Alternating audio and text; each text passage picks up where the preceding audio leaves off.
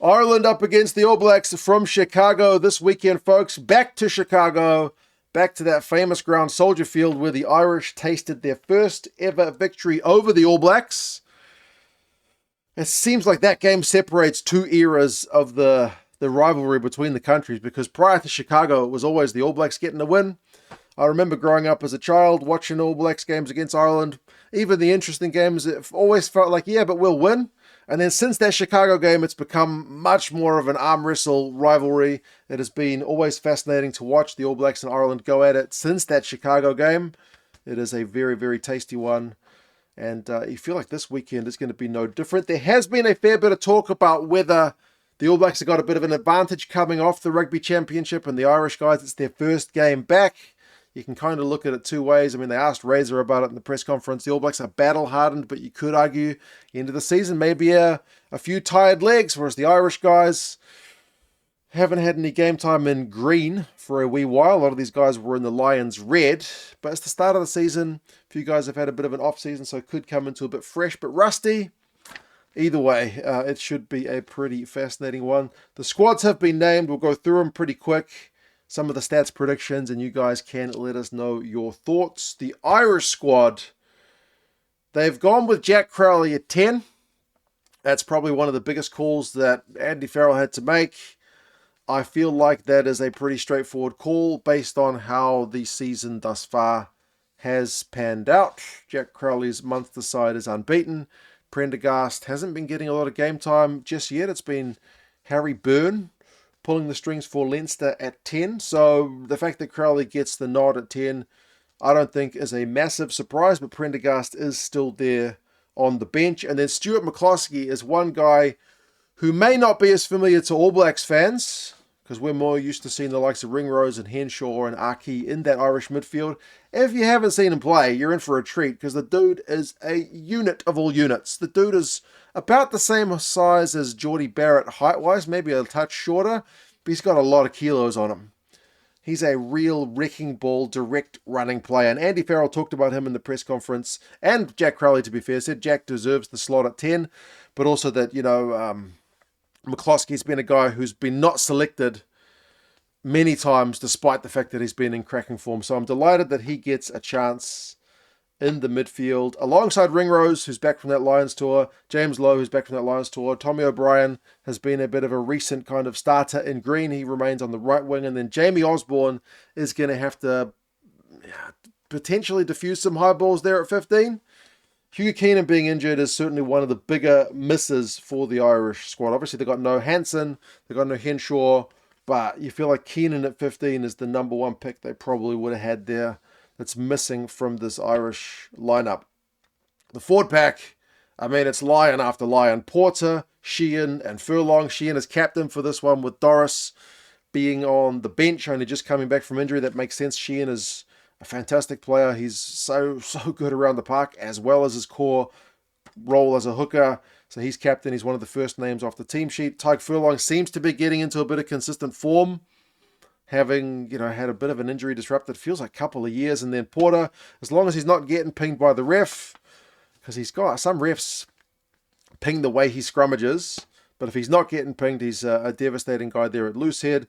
Tyke Byrne is also one of the guys you got to look out for, because that guy's ability to win turnovers is unbelievable. There are some guys who've just got it in that regard, and Tyke Byrne is one of those guys. So the All Blacks, I feel like, would be, maybe you'd be better off to run at him rather than the guy next to him, because you don't want him being the assistant tackler who can get over the ball. Although sometimes he can quick release and then turn over the ball as well. He's a really hard guy to beat on defense. He's a turnover king. James Ryan, big guy at the line-out time. Ryan Baird's, I think, the only guy who didn't travel on the Lions tour in the starting Irish pack, but he's a real rangy runner as well, can fill in the second row if needs be. Then Josh van der Fleer, former player of the year. And then Jack Conan, who, again, now that he's having a injury-free run, was kind of rolling back the clock as well, with run meters and tackles and whatnot for days on that Lions tour. So it's a pretty impressive looking Irish starting 15. Kelleher, McCarthy, and Beelum. McCarthy seems to be the odd man out there, and that he is getting his debut.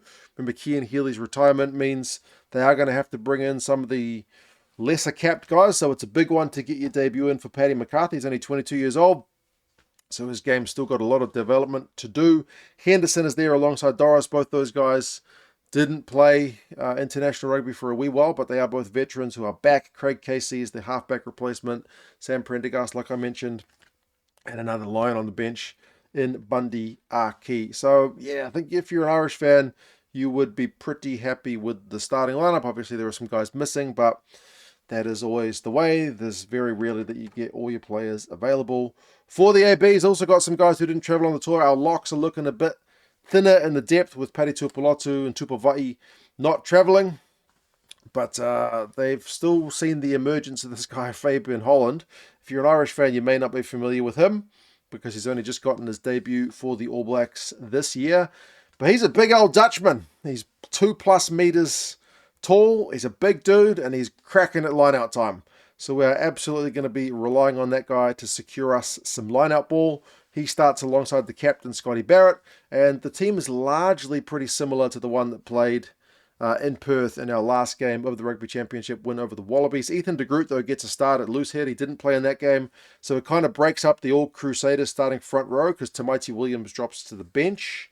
I guess Rays is looking at more impact from the bench with the big units of Tokiaho, Williams, and Tossi, rather than keeping the cohesive club unit together with the Crusaders guys. But it's Crusaders Hooker and Taylor and Crusaders tight head in Fletcher Newell. I mentioned the second row already, but then back row, Simon Parker, Adi Savia, Peter Lakai. So there's no changes from that Perth team. He singled out Lakai in the press conference as well, his selection at 8.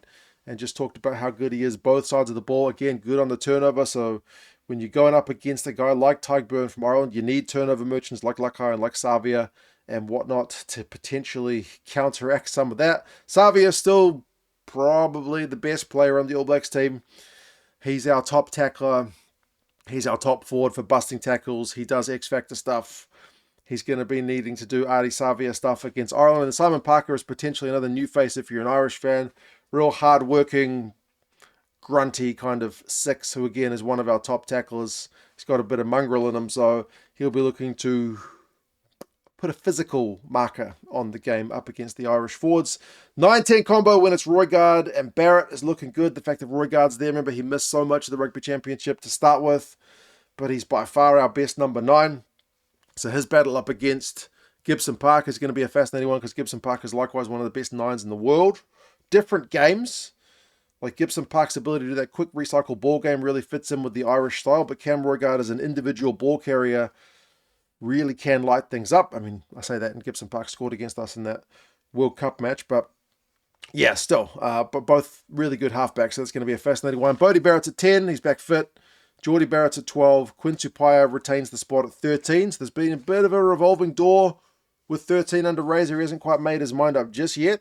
It's been Rico, it's been Billy Proctor, but Tupaia from these early days could potentially be the guy to mesh well with Geordie Barrett, I think.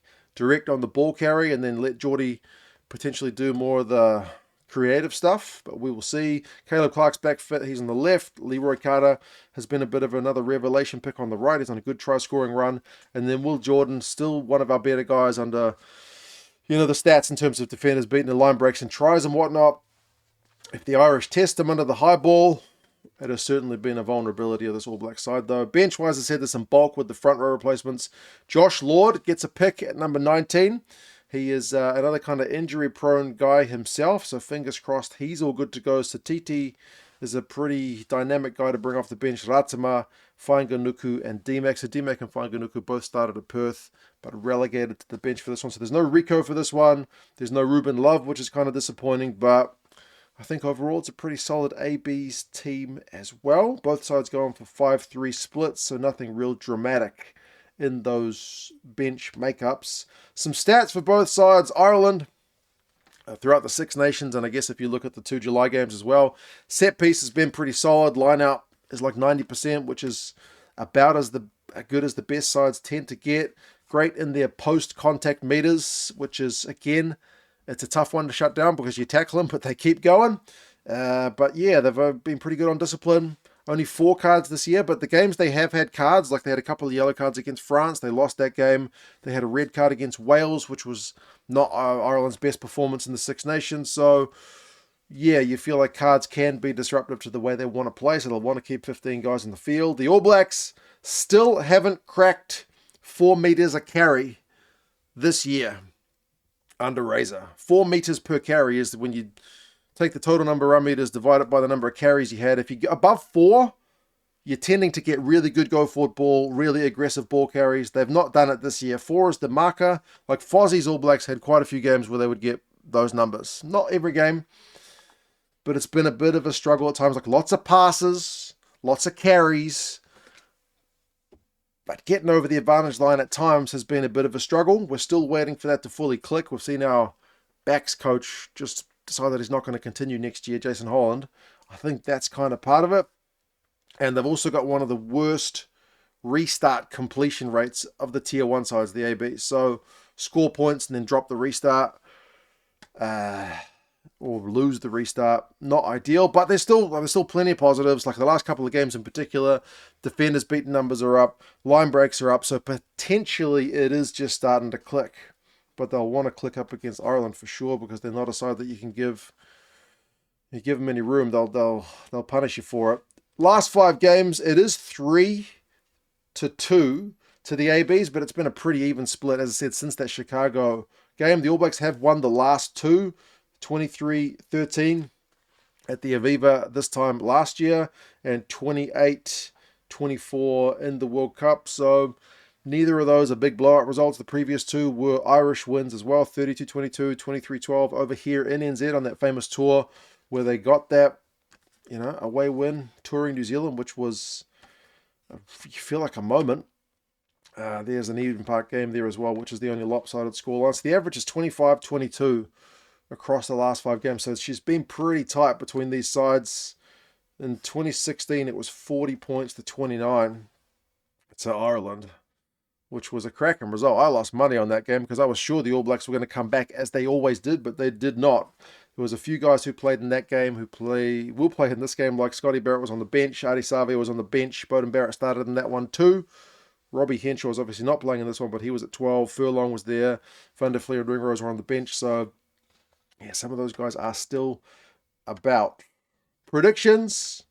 The bookies have got the All Blacks by 5, which I feel like is partly due to the fact that it is Ireland's first game of this recent period, whereas the All Blacks have just finished the Rugby Championship, and the fact that it's not in Dublin. If it was Dublin, I feel like it would be tighter. The Rugby Forecast algorithm is also saying New Zealand, but by 1, which is pretty much them saying this one could go either way. If you want All Blacks gear, check down in the description. There's a link to the All Blacks shop. They're an affiliate of the channel. And if you want British and Irish Lions gear, that stuff's on discount. Tour is over, so now's the time to get it. If you want to stock up on some rugby kit, link down in the description to the British and Irish Lions store as well. They're both affiliates of the channel. But yeah, you guys let us know your thoughts. Pierre Brousset, the Frenchman, is the ref. My dad loves the French referee. Not really. So that will be an interesting one to see his interpretations of the game and which side adapts better. But yeah, how do you think it's going to go? All Blacks or Ireland? Fingers crossed it is a cracking game. You guys take care, and I'll talk to you guys again soon. See you later.